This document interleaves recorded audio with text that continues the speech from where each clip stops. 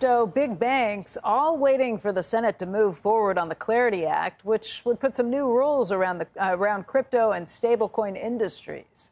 Joining us right now to talk about it is Rob Nichols. He is the president and CEO of the American Bankers Association. And Rob, I can't think of anything that has gotten bankers more riled up than the Clarity Act recently. Maybe we can point back to the huge kind of back and forth fights between Jamie Dimon and Brian Armstrong from Coinbase about what's going on here. You obviously represent bankers. Why don't you tell me your side of things, what you find wrong with the Clarity Act? Sure. Well, there's a lot of good in the Clarity Act, too. We do think that we should have a supervisory framework over digital assets. We think that's important. And innovation in the United States is important as well. So we support that. But we want to make sure we do it in a way that doesn't impact economic activity and local lending. So the new draft, Becky, that just came out, it's 600 pages.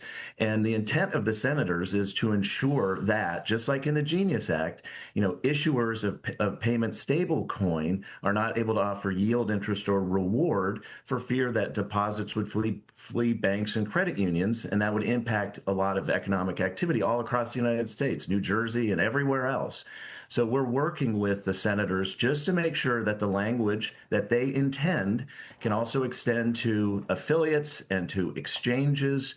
And so there isn't a massive dampening of economic activity. So the Congress intent here is simply what we're helping them do. The bill, Becky, is about 600 pages, and there's only 2 paragraphs that we're suggesting tiny surgical edits. So the bill will do exactly what the senators want it to do. I will say this, too, and you mentioned the dialogue between Mr. Armstrong and Jamie Dimon. I do think that the crypto and the banking sectors can coexist. I think we can be the crypto capital of the world, and I think we can be the banking capital of the world. But there is a reason that they call it payment stablecoin and not deposit stablecoin.